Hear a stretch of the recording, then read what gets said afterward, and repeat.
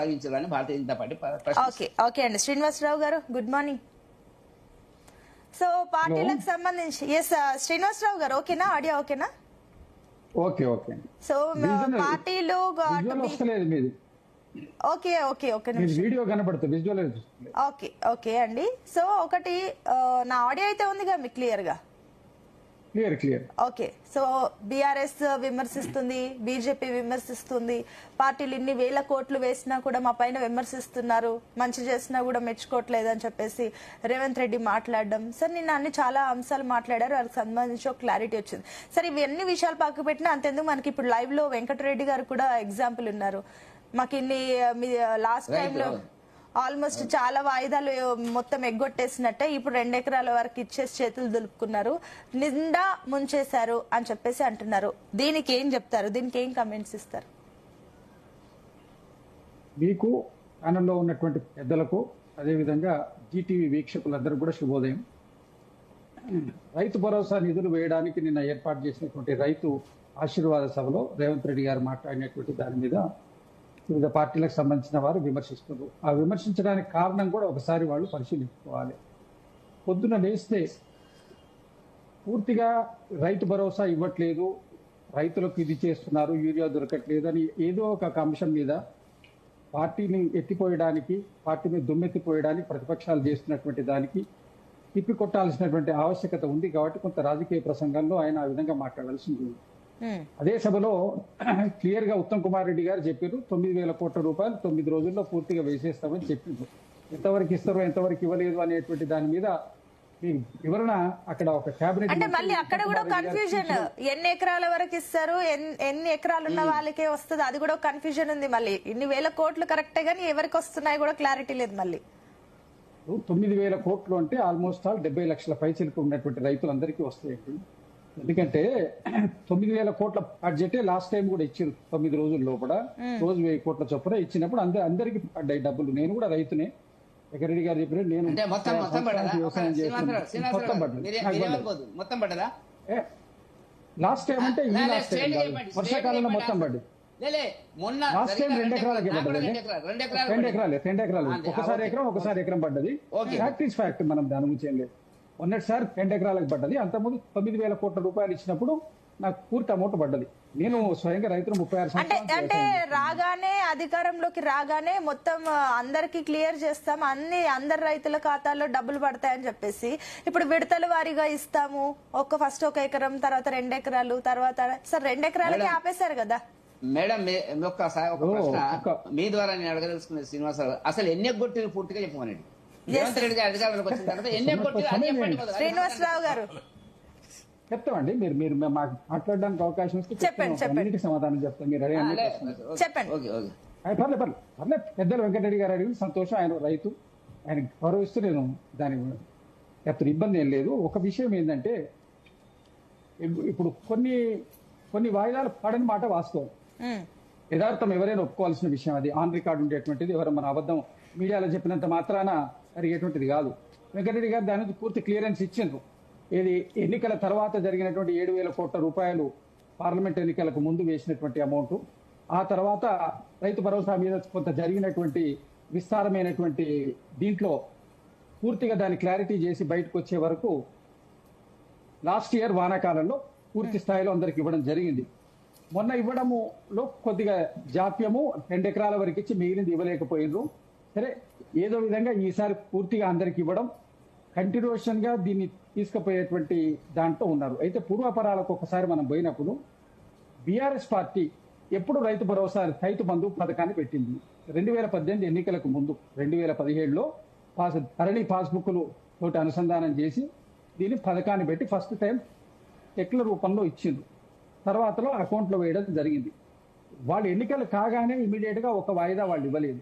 తర్వాత కూడా ఒక వాయిదా 3 ఎకరాల వరకు 4 ఎకరాల వరకు వేసి ఆపేసింది. 2 వాయిదాలు వాళ్ళు కూడా ఇవ్వలేదు. నేను విమర్శ కోసం చెప్తలేను, జరిగినటువంటి యథార్థం మీరు కూడా గూగుల్లో కొడితే మీకు క్లారిటీగా తెలుస్తుంది. నేను స్వయంగా రైతునే కాబట్టి నాకు అనుభవపూర్వకంగా చెప్తున్నా మీకు. ఒక వాయిదా ఎన్నికలు కాగానే ఇవ్వలేదు, 2018 ఎన్నికలు కాగానే ఇవ్వాల్సినటువంటి వాయిదా ఇవ్వలేదు. ఆ తర్వాత 4 ఎకరాల వరకు ఇచ్చి ఆపేసిండ్రు. రైతు భరోసా వాళ్ళు ఒక్కసారి ఎప్పుడు ఇవ్వలేదండి. మీరు టంచన్గా ఒక్కరోజు ఎప్పుడు పడలేదు. 9 రోజులు, 10 రోజులు, నెల రోజులు, 45 రోజులు పడ్డ రోజులు ఉన్నాయి. 45 days. నేను పెద్ద రైతును కాబట్టి నాకు లాస్ట్కి వచ్చేది. అందుకోసం అన్ని 45 days, 2 months కూడా పట్టినటువంటి వాయిదాలు, అంటే జనవరిలో, డిసెంబర్లో ఇవ్వాల్సిన వాయిదా మార్చి, ఏప్రిల్ వరకు కూడా ఇచ్చింది. ఓకే, మీరు ఎప్పుడో జూన్, జూలైలో ఇచ్చే డిసెంబర్ వరకు కూడా ఇచ్చింది. జాప్యం ఎందుకు జరిగింది? ఒకటి బీఆర్ఎస్ నుంచి కూడా ఒక మెయిన్ పాయింట్ ఒకటి ఉంది. ఏంటి, బీఆర్ఎస్ కూడా అదే మాట అనింది. ఎందుకంటే నార్మల్ గా సీజన్ స్టార్ట్ అయ్యే ముందు రైతులకు ఆ డబ్బులు ఇస్తే అది వాళ్ళు ఆ ఎరువులకు కానీ ఇంకా వేటికో వాటికో వాడుకునే వాళ్ళు, సంబంధించి కొనుక్కునే వాళ్ళు, విత్తనాలకు సంబంధించి వాటికి ఉపయోగపడేది. ఆ సీజన్ అంతా అయిపోయిన తర్వాత వేస్తే దేనికి పనికిరాదు కదా. అసలు అది కూడా ఎప్పుడు వస్తుంది, ఏంటి ఎగ్గొట్టేయడం. ఒకటి ఇప్పుడు మేము ఇచ్చే అన్నారు, మరి వాళ్ళు ఇచ్చినప్పుడు 3 నెలలు 4 నెలలకు ఇచ్చిండ్రు. జూన్లో సీజన్ స్టార్ట్ అయితే మీరు ఇందాక రైతు అన్నారు కదా శ్రీనివాసరావు గారు, బీఆర్ఎస్ హయాంలో మీకు ఎంత వచ్చింది? అప్పుడు కరెక్ట్ టైం కి వచ్చిందా? ఇప్పుడు ఎట్లా వస్తుంది మీరే చెప్పండి. మరి అదే చెప్తున్నా కదండి, అమౌంట్ పడ్డది, కరెక్ట్ టైంకి ఏం పడలేదు. 10 రోజుల్లో ఏం పడలేదు. 45 రోజులు పట్టింది, 2 నెలలు పట్టింది, 3 నెలలు పట్టింది. ఒక్కో టర్మ్ ఒక తీరు, ఒకసారి 2 సార్లు కరెక్ట్ టైంకి వేసిండ్రు. వాళ్ళు వేసినటువంటి 10 వాయిదాలు, 9-10 వాయిదాల లోపల 2 వాయిదాలు, ఒక వాయిదా పూర్తిగా ఎగ్గొట్టి, ఒక వాయిదా సగం వరకు వేసి ఎగ్గొట్టి, 4 ఎకరాల వరకు వేసి ఎగ్గొట్టారు. తర్వాత వేసినటువంటి 9-10 వాయిదాల్లో ఒక 3-4 వాయిదాలు మాత్రం సరిగా పడ్డాయి. మిగిలిన అన్ని కూడా మీకు ఇప్పుడు 3 నెలలు, 2 నెలలు, 4 నెలలకు పడ్డాయి. నేను స్వయంగా నా అనుభవంతో చెప్తున్నా. మీకు కావాలంటే మీకు రికార్డుతో సహా సబ్మిట్ చేయగలుగుతాం. సరే, ఇప్పుడు ఉన్నటువంటి విషయం ఏంటంటే, ఇప్పుడు ఈ రైతు భరోసా యొక్క నిధులు మీరు ఇవ్వలేదని చెప్పి ఇంత ఖచ్చితంగా మాట్లాడుతున్నట్టు బీఆర్ఎస్ పార్టీ వాళ్ళు, మీరు ఎన్నికల ముందు ఔటర్ రింగ్ రోడ్ ని 7,000 కోట్లకు అమ్మేసి, ఎక్సైజ్ టెండర్స్ ను ముందు కాల్ఫర్ చేసి డబ్బులు తీసుకొని, ఇన్ని నానా మ్యానిపులేషన్స్ చేసి రైతుకి ఇవ్వాల్సిన రుణమాఫీ ఒకసారి ఇచ్చిండ్రు. మొదటిసారి వచ్చినప్పుడు ₹1,00,000 రుణమాఫీ ఇస్తా అని చెప్పి 4 విడతల ఇచ్చింది. 4 విడతలు ఇచ్చేది ఇంట్రెస్ట్ సరిపోలేదు. రెండోసారి వచ్చినప్పుడు ₹1,00,000 రుణమాఫీ ఇస్తా అని చెప్పిన మీరు ఎన్నికల ముందు, సంవత్సరం ముందు ఔటర్ రింగ్ రోడ్ ని అడిగి ఎక్సైజ్ యొక్క టెండర్స్ ను ముందు ప్రీఫోన్ చేసి దాన్ని కాల్ఫర్ చేసి అమౌంట్ తీసుకొని మీరు ఇచ్చిండ్రు. మేము 22,000 కోట్ల రూపాయల రుణమాఫీ ఇవ్వడం జరిగింది. ఎన్నికలు మీకు ఎలక్షన్స్ అయ్యి అధికారంలోకి రాగానే. తర్వాత ఇప్పుడు రైతు బంధు పేరు మీద కూడా కనీసం 25,000 కోట్ల రూపాయల వరకు, 45,000 కోట్ల రూపాయలు రైతుల ఖాతాల్లో వేయడం జరిగింది. ఇదే కాక 72,000 కోట్ల రూపాయలు మేము రైతు బంధు కింద ఇచ్చినామని చెప్తున్నారు. మీరు 5 సంవత్సరాల్లో, మేము 2 సంవత్సరాలు రైతుల కోసం 45,000 కోట్ల రూపాయల పై చిలుకు మేము ఇచ్చినాం. మరి ఇచ్చినప్పుడు 24 గంటలు రాష్ట్రం యొక్క ఆర్థిక పరిస్థితి, మీకు మిగులు బడ్జెట్ తోటి ఇచ్చినటువంటి రాష్ట్రం, 60,000 కోట్ల రూపాయల అప్పుతోటి మాత్రమే ఇచ్చినటువంటి రాష్ట్రాన్ని మీరు ఏ స్థితిలో మాకు చెప్పిండ్రు? ఏ తారీఖు జీతాలు వచ్చినాయి, ఏ తారీఖు మీరు 15 తారీఖు, 20 తారీఖు ఈఎంఐలు అడ్జస్ట్ చేసుకునే పరిస్థితికి ఎంప్లాయీస్ పోయినటువంటి పరిస్థితి.